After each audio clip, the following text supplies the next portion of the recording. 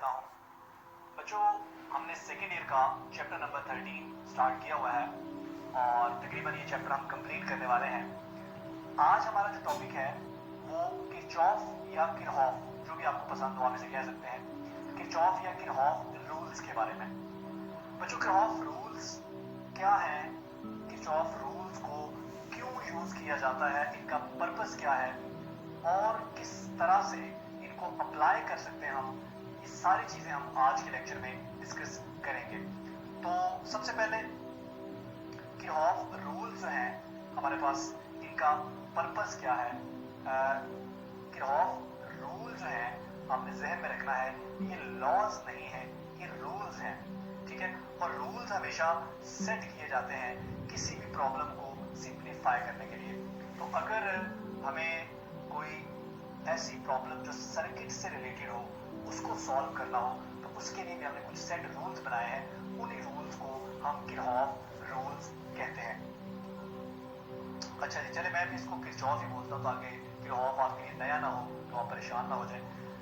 तो बच्चों, स्टार्ट करने से पहले मैंने यहाँ पर दो सर्किट बनाए हैं। आपको नजर आ रहा होगा कि ये एक सिंपल सर्किट है और ये थोड़ा सा कम्प्लेक्स सर्किट है। अगर मैंने इन दोनों सर्किट्स के अंदर करंट की वैल्यू फाइंड ना हो या मुझे रेजिस्टेंस फाइंड आउट करनी हो, इस तरह की तमाम प्रॉब्लम्स जिनका ताल्लुक करंट, वोल्टेज या रेजिस्टेंस से होगा, अगर मुझे उनको फाइंड करना हो तो इस सिंपल सर्किट में मैं क्या कर सकता हूं, मैं यहाँ पर ओहम्स लॉ से काम चला सकता हूं। मैं ओहम लॉ को यूज कर सकता हूं और इन प्रॉब्लम्स को जो रिलेटेड हैं करंट से, वोल्टेज से या रेजिस्टेंस से, उनको मैं सॉल्व कर सकता हूं। लेकिन अगर इस तरह का सर्किट हो और इस तरह के सर्किट में मुझे करंट, वोल्टेज या रेजिस्टेंस की वैल्यू निकालनी हो तो मैं डायरेक्टली यहाँ पर ओम्स लॉ अप्लाई करूंगा तो ये बहुत ही कम्प्लेक्स हो जाएगा। मैं कर सकता हूं, अगर आप तो आप ओम लॉ डायरेक्ट अप्लाई करके भी कैलकुलेशंस कर सकते हैं, लेकिन ये बहुत ही कम्प्लेक्स हो जाएगा, बहुत लेंथी हो जाएगा। तो इस तरह की जो सर्किट्स हैं जो कम्प्लेक्स होते हैं, उनको सिंप्लीफाई करने के लिए और उनको आसान बनाने के लिए हम कुछ रूल्स बनाए हैं। किरचॉफ एक साइंटिस्ट थे जिन्होंने ये रूल्स बनाए। वैसे उनका ज्यादा काम थर्मोडायनामिक्स में है, लेकिन सर्किट्स में भी उन्होंने थोड़ा बहुत काम किया। तो इन रूल्स को अभी हमने देखना है। आपको पता चल गया कि इन रूल्स का पर्पस क्या है। अभी हम इस रूल की जो डिफरेंट टाइप्स हैं उसको देखते हैं और फिर हम इन रूल्स को एक एक करके एक्सप्लेन करेंगे और इंशाल्लाह फिर हम इसको अप्लाई करना सीखेंगे। तो इसके बाद आ जाते हैं कि कितने तरह के ये रूल्स हैं, किरचॉफ रूल्स या किरचॉफ रूल्स। तो बच्चों, दो किरचॉफ रूल्स हैं, Kirchhoff first rule and Kirchhoff second rule. जो किरचॉफ फर्स्ट रूल है उसको हम किरचॉफ करंट रूल भी बोलते हैं और उसको सिंपली हम KCL भी लिख सकते हैं, किरचॉफ करंट रूल या किरचॉफ फर्स्ट रूल। इसके अलावा इसको हम किरचॉफ पॉइंट रूल भी कहते हैं। फर्स्ट रूल के अलावा हम इसको पॉइंट रूल भी कह सकते हैं। बच्चों, अब ये रूल है क्या, इसकी तरफ आ जाते हैं। उसके लिए भी हम यहाँ पर एक सिंपल सा सर्किट बना लेते हैं, ठीक है जी। फर्ज करें कि किसी भी एक सर्किट में ये एक पॉइंट है, कोई भी आर्बिट्रेरी पॉइंट हमने किसी भी सर्किट के अंदर सेलेक्ट कर लिया और इस पॉइंट के ऊपर सर्किट के बहुत सारे कंपोनेंट्स इकट्ठे हो रहे हैं। ये एक कॉमन पॉइंट है, यानी कि यहाँ पर मैं मिसाल ले लेता हूँ कि यहाँ पर एक से ज्यादा रेजिस्टेंस जो है वो यहाँ पर इकट्ठी हो रही हैं। तो ये क्या बन गया, ये एक जंक्शन बन गया, ये पॉइंट एक जंक्शन बन गया। इस पॉइंट पर एक से ज्यादा रेजिस्टेंस जो है वो इकट्ठी हो रही हैं और हर रेजिस्टेंस में से करंट फ्लो कर रहा है। फर्ज करें इसमें जो करंट फ्लो कर रहा है वो है I1, इसमें जो फ्लो कर रहा है वो है I2, इसमें जो फ्लो कर रहा है वो है I3 और इसमें जो फ्लो कर रहा है वो है I4।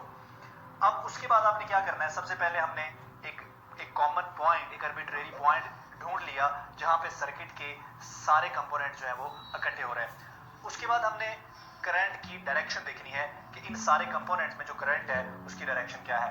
तो यहाँ पर मैंने I1 की डायरेक्शन ये बना ली है, I2 की डायरेक्शन ये है, I3 की डायरेक्शन ये है और I4 की डायरेक्शन ये है। बच्चों, अब ये कन्वेंशन हमने बनाई, बल्कि किरचॉफ साहब ने बनाई कन्वेंशन ये है, वो तमाम करंट्स जो इस पॉइंट की तरफ फ्लो कर रहे हैं वो पॉजिटिव कंसीडर किए जाएंगे और जो इससे अवे फ्लो कर रहे हैं वो नेगेटिव कंसिडर किए जाएंगे। मसलन I1 जो है वो फ्लो कर रहा है इस पॉइंट की तरफ, तो I1 को हम क्या लेंगे, पॉजिटिव लेंगे। I1 हो गया जी पॉजिटिव। I2 जो है वो इस पॉइंट से अवे फ्लो कर रहा है, तो I2 क्या हो गया जी, I2 हो गया नेगेटिव। I3 जो है वो इस पॉइंट की तरफ फ्लो कर रहा है, तो I3 क्या हो गया जी, पॉजिटिव। और I4 जो है इस पॉइंट से अवे फ्लो कर रहा है, तो I4 क्या हो गया जी, नेगेटिव। हमारा जो किरचॉफ फर्स्ट रूल है या किरचॉफ पॉइंट रूल है वो ये कह रहा है कि अगर आप इन सारे करंट्स को ऐड करेंगे तो इनका सम जो है वो क्या होगा, जीरो होगा। यानी कि अगर हम इनको ऐड कर लें, I1 plus minus I2 plus I3 और प्लस माइनस I4, तो इनका सम क्या होगा, zero.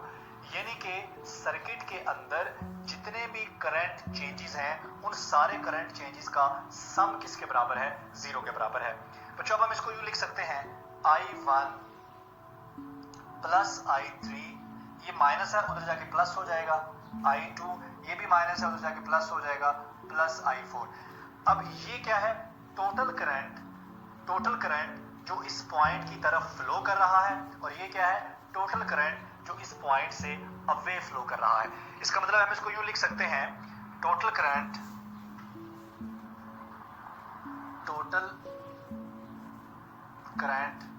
flowing towards the junction is equal to total current flowing away from the junction। बच्चों अब इस बात का मतलब क्या बना, इस बात का मतलब ये बना कि अगर इस पॉइंट पर कोई सोर्स या सिंक ऑफ चार्जेस ना हो, यानी कि इस पॉइंट पर कोई ऐसा सोर्स ना हो जो चार्जेस प्रोड्यूस कर रहा हो, या कोई ऐसा सोर्स ना हो जो चार्जेस को एब्जॉर्ब कर रहा हो, तो जितने चार्जेस इस पॉइंट की तरफ फ्लो करेंगे उतने ही चार्जेस इस पॉइंट से अवे फ्लो करेंगे। तो ये क्या है, ये है law of conservation of charges. तो ये है जी इस टॉपिक का एमसीक्यूज। अभी तक जो चीजें हमने पढ़ी वो इस टॉपिक से एज अ शॉर्ट क्वेश्चन ही आ सकती हैं, लेकिन ये इस टॉपिक से बड़ा इंपॉर्टेंट, और भी एमसीक्यूज बन सकते हैं, लेकिन ये बड़ा इंपॉर्टेंट एमसीक्यूज बनता है इस टॉपिक से कि फर्स्ट रूल जो है, फर्स्ट किरचॉफ रूल या किरचॉफ पॉइंट रूल या किरचॉफ करंट रूल किस बेसिक लॉ को, किस यूनिवर्सल या फंडामेंटल लॉ को जस्टिफाई करता है। तो ये रूल जस्टिफाई करता है law of conservation of charges को। तो ये है जी हमारा किरचॉफ फर्स्ट रूल या किरचॉफ करंट रूल या किरचॉफ पॉइंट रूल। तो अभी हम इसके बाद देखेंगे किरचॉफ सेकंड रूल या किरचॉफ वोल्टेज रूल।